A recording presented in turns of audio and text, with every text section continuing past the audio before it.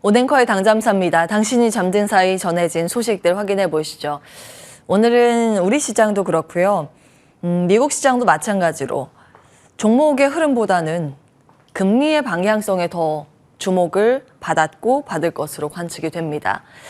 우리 금리 말고 옆 동네 금리인데 하나하나 이야기 풀어가겠습니다. 간밤 3대 지수 일제히 약세 마감을 보였습니다. 장 초반의 분위기는 굉장히 긍정적이었습니다. 어제 FOMC 미국의 통화정책도 무난하게 끝냈죠. 메타, 반도체 기업들 줄줄이 호실적 발표를 하고 있죠. 2분기 미국의 GDP는 예상을 상회했죠. 그리고 이어진 유럽의 통화정책 회의마저 이번에 금리 인상을 했지만 다음에는 비둘기파적인 스탠스를 유지할 것이라는 시사하는 발언이 나왔습니다. 온통 시장 위쪽으로 끌어올릴 만한 내용이었습니다. 그런데 딱 이르기점이고 일본에서 소식이 전해지면서 시장 방향을 완전히 틀었습니다. 미국과 유럽은 금리의 방향성을 앞으로는 좀 비둘기파적으로 가져갈 것이라는 관측이 나오고 있는데요. 정반대의 흐름입니다.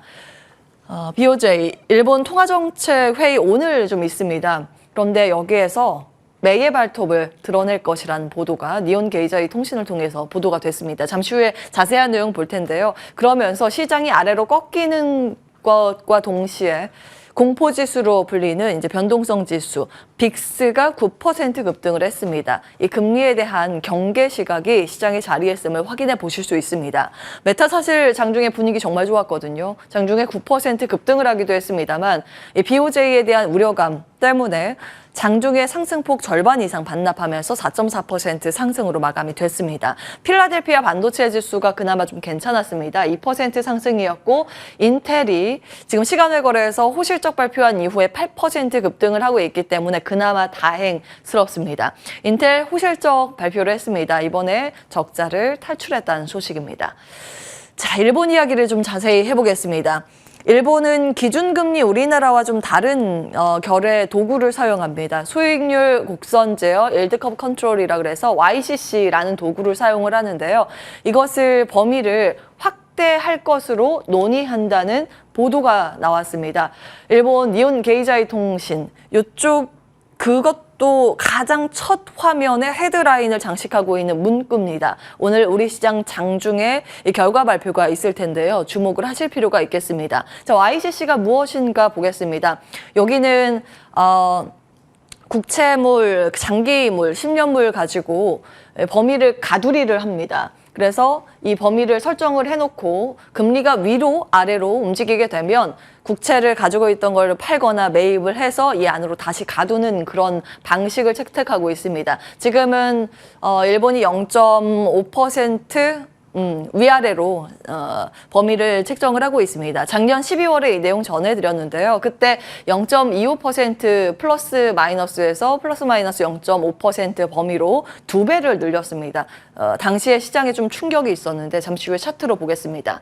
어쩔 수 없는 부분이었죠. 사실은 그 다른 국가들 뭐 미국이나 유럽이나 우리나라도 마찬가지고 작년부터 계속해서 금리 인상을 굉장히 강하게 올렸습니다. 그런데 일본만 아주 다른 방향성 거의 마지막까지 이 초저금리를 유지했는데요. 그러자 금리 차가 많이 나죠. 물가 일본에서 급등세가 정말 가파르게 나왔고 환율도 급등을 했습니다. 그러니까 수입 물가 또 폭등하는 이 악순환의 고리가 나오면서 국민들의 볼멘 소리가 굉장히 크게 나왔었는데요. 그러면서 작년 12월에 사실상 금리 인상인 YCC 범위 확대를 했던 겁니다. 이 시장의 영향력이 어떻게 논리적으로 연결이 돼 있는가 보시면 일본은 미국채의 큰 손 가운데 하나입니다. 환율의 급락, 즉 엔화 가치의 급등, 그리고 금리의 급등으로 YCC 확대가 이어지는 내용이고요. 그렇게 되면 글로벌 채권 금리가 상승을 하겠죠. 다른 쪽에 이미 다 올랐는데 일본이 더 크게 채권 가격이 오르겠지라는 관점에서 다른 자산 팔아서 일본에 투자할까? 이런 이 시각이 대두가 될 수 있습니다. 당시에 아시아권 특히 큰 충격을 줬었는데요. 뭐 두 가지 관점을 볼 수 있습니다. 이 긍정적인 시각은 이건데 엔화의 상대적인 강세, 이거는 사실 우리 이제 아시아권의 긍정적인 내용은 아니지만 달러의 약세가 상대적으로 나오면 달러가 약하니 우리 원화의 가치가 또 상대적으로 강하면 외국인이 살 수 있겠구나. 이렇게 단편적으로도 볼 수 있긴 합니다. 그리고 일본이 여기에서 추가적으로 금리를 더 올릴 수 있을까? 금리를 너무 가파르게 오르면 일본 같은 경우에는 정책 스탠스와 좀 맞지는 않습니다. 그래서 이번에 올리면 당분간은 건드리지 않을 것이다. 뭐 이런 시각도 있습니다. 부정적인 부분은 뻔하죠. 유동성 축소의 관점입니다. 아니 잘 버티던 일본마저 금리 인상을 단행을 또 하는가? 그러면 경기 침체가 유발될 수 있습니다. 금리 이거 일본이 버틸 수 있겠어? 그렇게 보수적인 국가가 이렇게 되는 거고요. 일본의 금리 인상으로 인해서 국채금리 급등으로 시장의 하락을 유발할 수 있습니다. 당시에 S&P 500 지수가 흔들리는 모습을 보였는데 S&P보다 나스닥 지수가 조금 더 밀렸었고요. 코스피가 낙폭이 정말 컸었죠. 그리고 당시에 니케이 지수도 한 2, 3% 하루 만에 급락하는 모습을 보이기도 했습니다. 물론 시간을 좀 더 길게 늘리면 단기 충격이었고 결국 지수는 펀더멘털을 수렴하는 움직임을 다시 보였습니다. 이 단기적인 충격 가능성이 있기 때문에 오늘 BOJ에서 어떤 통화정책 결과를 내게 될지 살펴보셔야겠습니다. 자, 반도체가 심상치 않죠. 어제부터 우리 시장, 대만 그리고 유럽 이어서 미국까지 반도체주가 일제히 상승세를 시현했습니다. 유럽의 대표 반도체 기업들은 4% 이상의 강세 흐름을 보였고요. 특히 이번에 호실적 발표한 랩리서치 9% 급등을 하면서 52주 신고가를 달렸습니다. 나머지 장비가 같이 날아오르는 모습, IDM뿐만이 아니라 대형 묵직한 반도체 주식들도 52주 신고가 간밤 많이 달성을 했습니다. 반도체 이야기 따로 볼 거고요. 여행 테마의 강세 간밤 있었는데 미증시에서는 풍력 태양광들의 신재생 에너지단이 부진한 흐름이었고요. 의료용 로봇 쪽이 계속 좋지 않습니다. 지난번에 컨퍼런스 콜 때 인투이티브 서지컬이 실적은 괜찮았는데 로봇 시술의 그 횟수 성장세가 둔화되고 있다라는 코멘트가 나오면서 연일 약세입니다. 미국은 이 별개의 흐름을 보이고 있다는 점 기억을 해보셔야겠고요. 미국 내 전기차 기업들도 대부분 좀 부진한 흐름으로 마무리가 됐습니다. 물론 제너럴 모터스는 반발 매수 유입 때문에 상승세를 시현했는데 전반적으로 흐름이 긍정적이진 못했습니다. 반도체 이야기를 해볼까요? 어제 요거 그대로 좀 보여드렸었는데 마이크론 신제품 출시 이슈가 중요한 내용이라는 점 체크해드렸죠. HBM3 AI 반도체에 들어가는 D램입니다. 고대역폭 메모리 반도체인데 이것을 경쟁 심화로 봐야 할 것인가 파이 확장으로 봐야 할 것인가에 따라서 기존 반도체 기업들에게는 호재도 악재도 될 수 있다는 점 체크해드렸는데 어제 우리 시장의 분위기 보면 이 후자 쪽 호재로 인식하는 반응이었습니다. 그리고 마이크로소프트, 구글이 컨퍼런스 콜 때 같은 이야기를 했습니다. 투자 확대, 특히 AI 반도체와 관련된 부분, 긍정적이라는 부분 체크해드렸었고요. HBM이나 DDR 매출 급증이 나왔었던 SK 하이닉스 부분도 체크해드렸습니다. 어제 반영이 다 되면서 SK 하이닉스는 52주 신고가를 단숨에 달렸었죠. 그리고 삼성전자 컨퍼런스 콜 중요합니다. 말씀을 드렸는데 어제 추가된 내용들 업데이트 해드리겠습니다. 컨퍼런스 콜 요약을 해보자면 크게 두 가지가 가장 눈에 띕니다. 창고에 쌓였었던 재고들 이제 거의 정점 찍고 줄기 시작했다. 이 재고 쌓였던 게 다 이제 비용으로 잡히잖아요. 그런데 이것이 이제 팔리기 시작했다라는 것이고 이로 인해서 생각보다 빨리 턴어라운드가 가능할 것이다. 시장은 이렇게 해석을 하고 있습니다. 다만 D램 쪽이 다 이쪽은 좋아요. SK 하이닉스랑 삼성전자 마찬가지로 HBM 쪽이 다 D램이죠. 그쪽은 괜찮은데 낸드 회복이 더디긴 합니다. 돈이 되는 쪽은 더 화끈하게 투자를 한다. 이런 방식 같이 발표했습니다. HBM3나 파운드리 쪽 예상했던 그 기대치를 충족하는 멘트들이 많이 나왔습니다. HBM 같은 경우에 삼성전자, SK 하이닉스 둘 다 하는데 삼성전자의 특이점이라고 하면 여기는 파운드리 같이 하죠. HBM은 메모리 이쪽이고 파운드리는 수주받아서 공장 돌려서 만들어주는 시스템 반도체 쪽입니다. 이쪽 다 투자를 화끈하게 하겠다는 내용이고 특히 요즘 대세의 흐름을 받고 있는 HBM, AI 반도체 쪽은 올해보다 내년에 2배 이상 투자를 늘리겠다는 코멘트했습니다. 참고하시라고 시장 점유율 나왔는데 작년 기준으로 보면요. HBM 시장 점유율 가장 큰 건 SK하이닉스 50%, 삼성전자 40%. 이게 거의 이제 집계하는 곳마다 다른데 반반 정도라고 집계하는 쪽도 있습니다. 그리고 마이크론이 나머지 한 10% 가지고 가고 있는데 이번에 마이크론이 출시를 한 거죠. 시장이 얼마나 좋으면 계속해서 이렇게 신제품을 출시하고 투자를 늘릴까? 이쪽의 시장은 초점을 맞추는 모습입니다. 자, 내가 밈이 될 일상인가? HBM, 지난번에 메리츠증권에서 이것을 하반기 밈주식이라고 해석을 했던 부분 체크해드렸는데요. 딱 그렇게 요즘은 움직이고 있습니다. 추가적으로 들려오는 소식들, 그러니까 하루 밤 사이에 있었던 HBM 관련 기사들만 업데이트를 해봤는데 시장 조사업체인 HDC에서는 세계 반도체, 오사트, 후공정 쪽이죠. 외주를 주는 후공정 업체들한테 성장세가 기회가 크게 열려 있다. 특히 내년에 큰 폭의 성장 예상이 된다. 이런 코멘트가 나오고 있습니다. 어드밴스드 패키징 수요 덕분인데 다 이제 후공정 장비 쪽이죠. 우리나라 연관돼 있는 기업들이고요. 대만 서버 ODM 업체들이 3분기 말부터 AI 서버 공급도 시작을 해서 내년 수요 증가세의 덕을 볼 것이다. 이거는 대만의 현지 언론 보도 내용입니다. 램리서치 시각장비 업체죠. 52주 신고가 간밤 달성을 했는데 실적 예상보다 좋았습니다. 그 덕은 그 이유는 AI 붐이라는 분석이 굉장히 많습니다. 시티그룹에서 이제 램리서치 관련해서 보고서를 냈는데요. 다 좋다. 앞으로 메모리 사이클이 돌아서면 더 좋을 것이다. 그리고 이 부분이 가장 중요한 것 같은데요.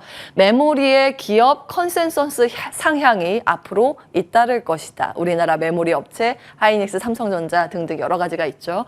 테라다인입니다. 주가는 빠졌는데 실적의 세부 내용 중에서 반도체 부분이 볼만한 부분이 있어서요. 이 안에 정리를 해봤는데 테라다인은 주 고객사가 삼성, 퀄컴, 텍사스 인스트루먼트 등이 됩니다. 실적은 예상보다 이제 매출 기준으로 봤을 때 살짝 웃돌긴 했는데 세부 항목 보면 로봇 쪽이 수요가 상대적으로 부진하면서 주가가 약세 흐름을 보였는데요. 그 와중에 반도체 쪽, 특히 이제 데이터 센터나 전장 쪽으로 들어가는 수요가 강하다는 걸 확인시켜줬습니다.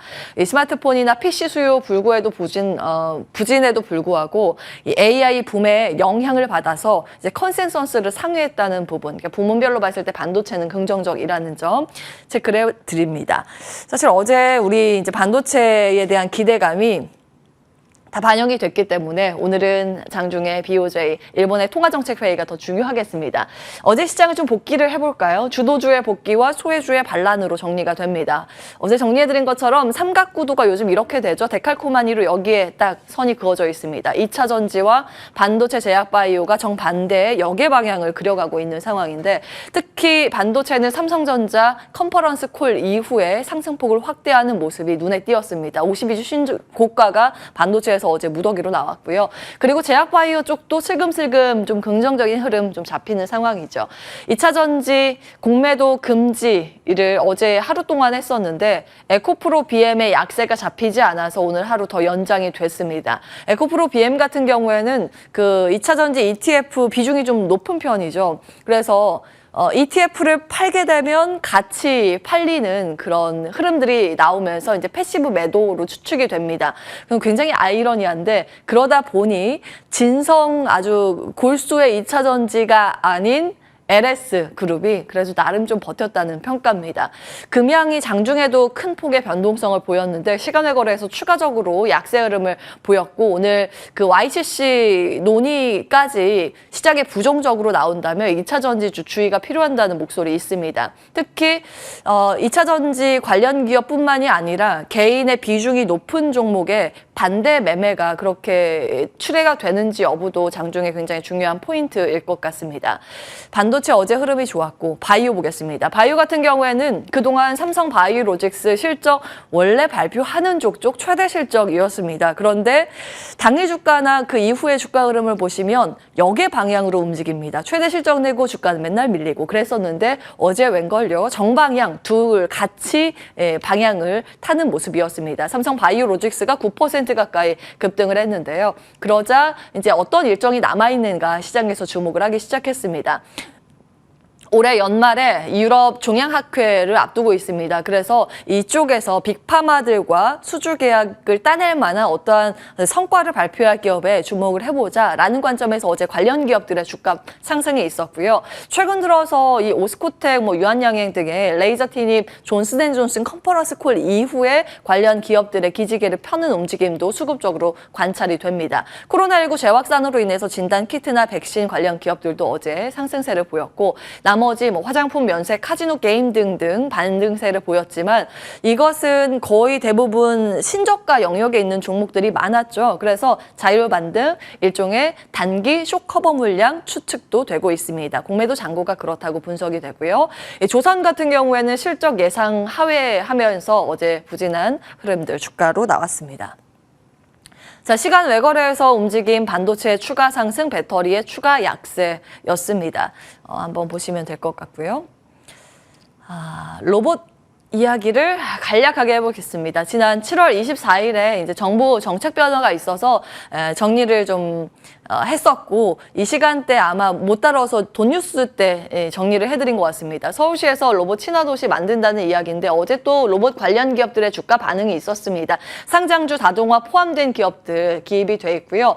최근 들어서 로봇은 왜 주목을 받는 것인가? 필연적인 성장 환경을 가지고 있죠. 인구 성장세는 감소하죠. 인건비는 상승하죠. 기술 발전하면서 로봇 가격은 떨어져서 구매하기에 조금 더 용이한 환경이 만들어지고 있고 생산성도 향상을 기대해 볼 수 있는 대목입니다. 정부 정책과 관련된 부분들 정리가 돼 있고요. 로봇 서비스 대중화를 목표로 해서 서울시가 좀 적극적으로 이 흐름들 조성하고 있다는 점 참고해 보시기 바라겠습니다. 상장 예정 로봇 기업들도 줄줄이 좀 있습니다. 이 상장 예정 시기들 같이 체크해 보시면서 흐름들 놓고 챙겨 보시면 되겠습니다. 오늘은 여기까지 합니다. 온앵커의 당장사였습니다.